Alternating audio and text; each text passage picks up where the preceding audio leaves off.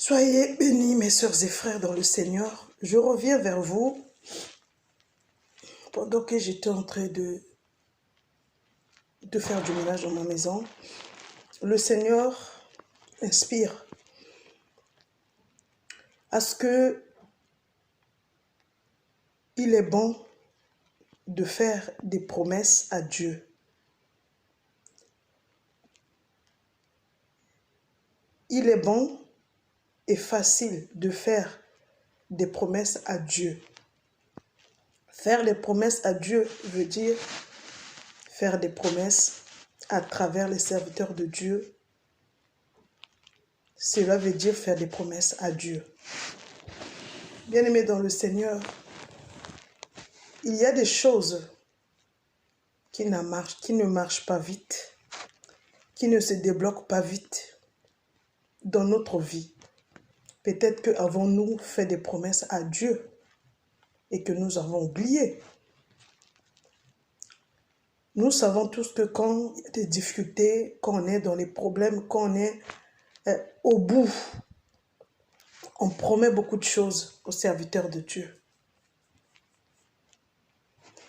Et après, on oublie quand on est béni. C'est dangereux, bien-aimé. Cet après-midi, le Seigneur m'inspire à parler de cela. Parce que deux fois, nous condamnons Dieu. Deux fois, nous condamnons les serviteurs et les servantes de Dieu qui nous suivent spirituellement par rapport à des petites erreurs que nous-mêmes, on a commis.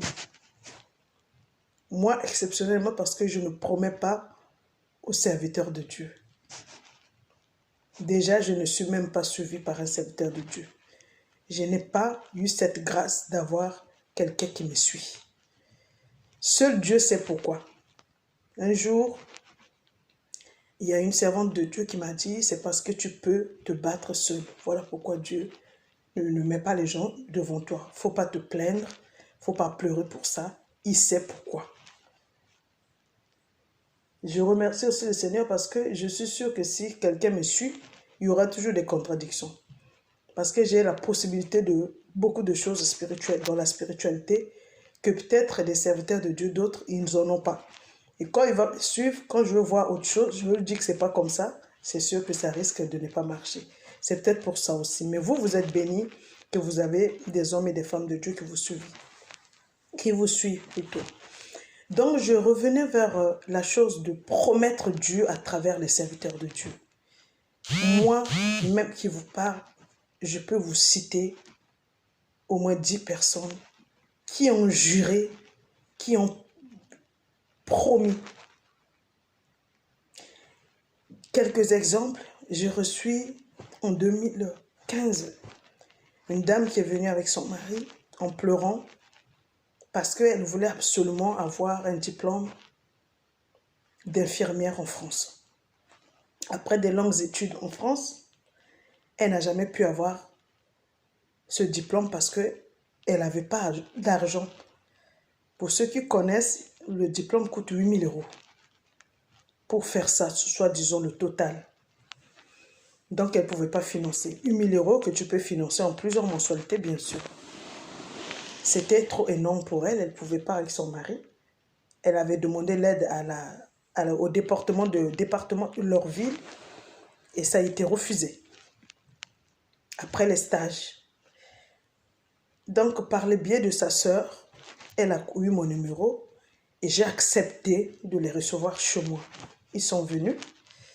Dès qu'elle est rentrée, le Saint-Esprit a parlé. Parce que je sers un Dieu qui parle. Là où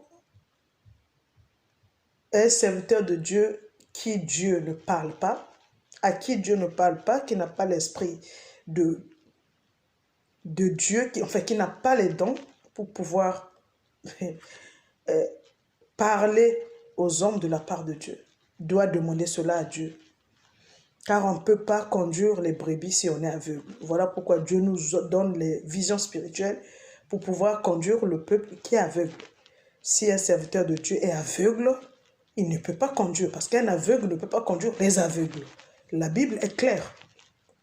Donc je bénis le Seigneur pour ses dons.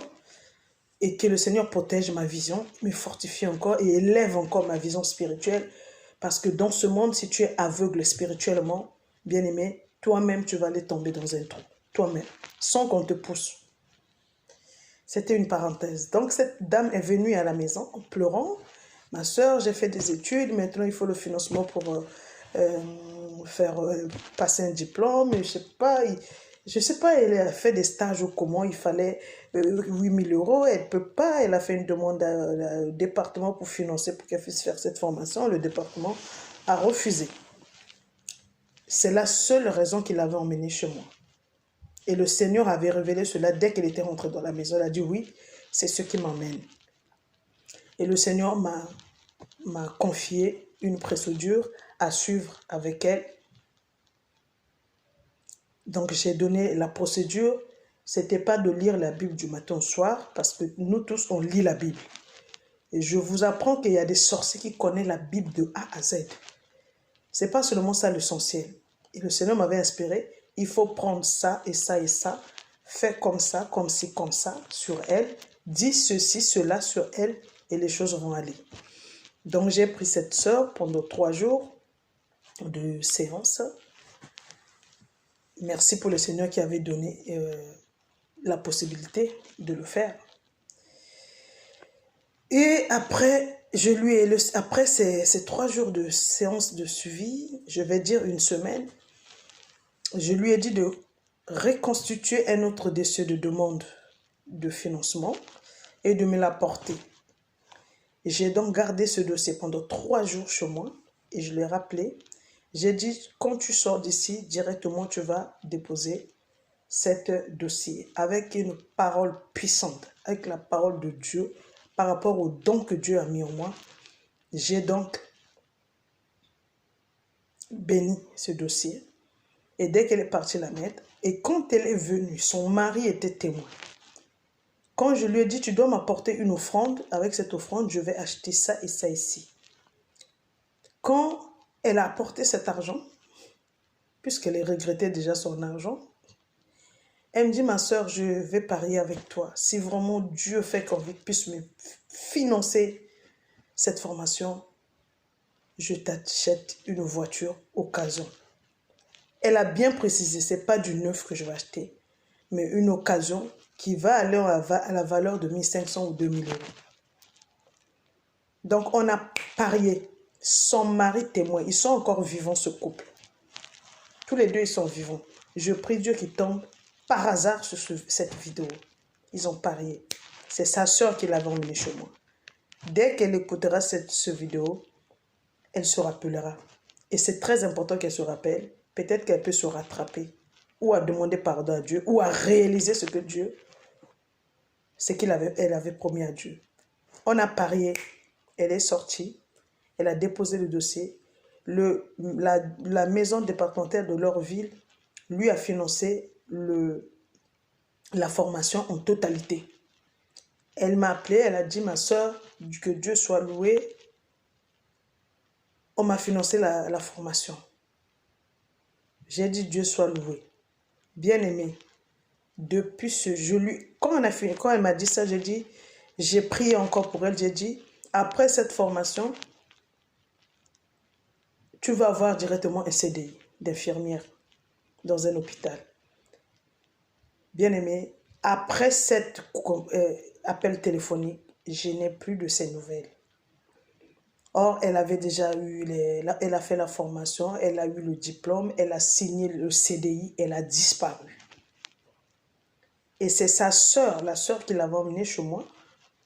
Des années après, j'ai dit, tiens, mais... Non, 1 an ou 2 ans après, 2 ans. J'ai demandé à sa sœur, mais comment va... Elle est passée donc à la consultation. J'ai dit, mais comment va ta sœur que tu as emmenée ici? Elle m'a dit, oh, elle t'a pas appelé? J'ai dit non. Elle a dit, oh, mais tout ce que tu avais révélé dans sa vie, la formation a été financée. Elle a même fini. Elle a signé un CDI. Actuellement, ma soeur vit très bien. Ils ont même acheté une maison. Bien aimé. Sachez que Dieu va te rattraper. Quand tu fais des choses comme ça, Dieu va te rattraper quelque part. Ne promets jamais à Dieu, ne promets jamais au serviteur de Dieu. C'est comme si tu promets à Dieu.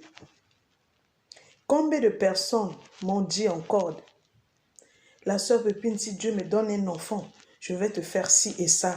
Mais tu ne fais pas ça à la sœur Pépine, tu ne promets pas à la sœur Pépine. La sœur Pépine, Dieu prend soin d'elle. La sœur Pépine, Dieu sait comment elle va s'occuper d'elle. C'est toi-même pour flatter Dieu, pour flatter les bénédictions. Que tu me flattes ou pas, je vais servir Dieu. Je vais prier pour toi, je vais te soutenir. Il n'y a pas besoin de flatter un serviteur de Dieu. Je connais mon appel, je connais ma mission. Mais toi, ne promets pas juste pour motiver la personne. Parce que moi, les promesses ne vont pas me motiver. Je fais les choses comme l'Esprit de Dieu me demande de le faire. Donc, elle a disparu. Sa soeur m'a amené le témoignage. Non, mais tout ce que tu avais dit, elle avait été financée par le département. Elle a eu le diplôme. Mais là, elle travaille au CD. Mais franchement, elle gagne bien. Elle a eu un CD dans un hôpital. Mais cette soeur a disparu jusqu'à aujourd'hui. Combien de personnes, la soeur Pépine, si je n'arrive pas à faire des enfants, le médecin a dit ceci. Je dis, tu viens, on prie, change d'hôpital. Je prends le contrôle de la chose. Les rendez-vous contrôlés par la prière.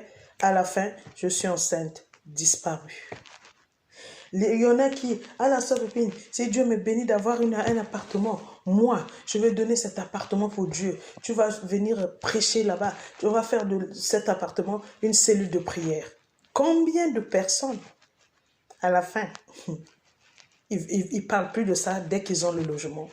Mais sachez que vous promettez à Dieu, pas à moi. Ok? Vous promettez à Dieu, pas à moi. Voilà pourquoi je voulais... Il y a des gens qui ont fait aussi des promesses sans dire à un serviteur de Dieu ou à une servante de Dieu, seul dans leur prière, dans la maison. Ah Seigneur, si tu me donnes le mariage, je vais faire ceci, je vais faire cela. Mais après, quand tu as eu cela, rien. Tu ne veux plus parler de ça. Tu commences à demander encore autre chose à Dieu. Est-ce que pour les premières choses que tu avais demandées, que tu as reçues, est-ce que tu as déjà béni le Seigneur pour ça? Réellement, tu as déjà béni Dieu pour ça? Je ne suis pas sûre. Une chose encore, mes sœurs et mes frères, vous qui avez déjà fait des enfants, vous qui avez déjà eu des enfants sans les consacrer à la naissance à Dieu, il y a différence entre confier ta grossesse pendant que tu es en état de gestation, de confier à Dieu ton état du début jusqu'à la fin pour que tout se passe bien. Ça, c'est autre chose. Mais quand l'enfant sort de son ventre, est-ce que vous avez l'habitude ou bien vous avez eu l'idée de consacrer, de confier cet enfant en offrande à Dieu? C'est important. Voilà pourquoi vous voyez qu'il y a des gens qui ont fait des enfants, puisqu'ils n'avaient pas confié les enfants à Dieu, puisqu'ils ne connaissaient pas. Aujourd'hui, les enfants, insupportables. Les enfants, n'importe quoi. Que ce soit en Afrique ou ici, des enfants mal polis, des enfants qui se retrouvent facilement dans les foyers, les enfants qui se retrouvent facilement dans les psychiatriques, les enfants perdus parce que depuis la fondation, cet enfant n'a pas été consacré ou sacrifié entre les mains de Jésus-Christ de Nazareth.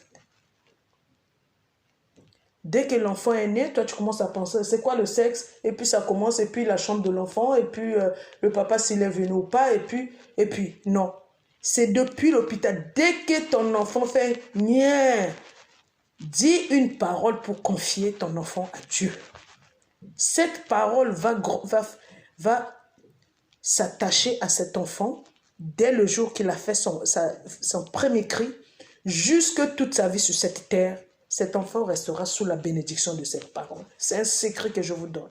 N'oubliez pas, dès que ton bébé a fait rien, pensez toujours, mes frères et sœurs, même les papas, à dire, mon Seigneur, je te confie cet enfant, je te donne en sacrifice mon enfant, qu'il te sert.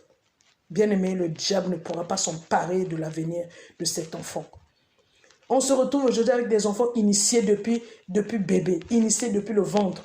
Parce que la maman qui portait n'avait pas fait des prières, n'avait pas confié son enfant, n'avait pas donné en sacrifice son enfant à Dieu. La maman priait seulement, Seigneur, garde-moi pour la maternité. Seigneur, je ne veux pas accoucher sous césarienne. Seigneur, je veux... Mais tu n'as pas pensé à confier ton enfant à Dieu. Et dès que l'enfant naît, le diable met son indice. Le diable met sa marque sur l'enfant. Le temps que tu vas te battre pour enlever ça, ça devient un combat compliqué. Donc, si vous avez commis des erreurs comme ça avant, maintenant pour les prochains enfants, ayez l'habitude, dès que l'enfant pleure, dites un mot de prière, confiez votre enfant à Dieu. Vous verrez la différence entre les premiers enfants que vous avez faits et les enfants que vous allez avoir après. Cela est dit selon l'inspiration du Saint-Esprit. Je vous bénis, c'est tout ce que j'avais à vous dire. Bisous.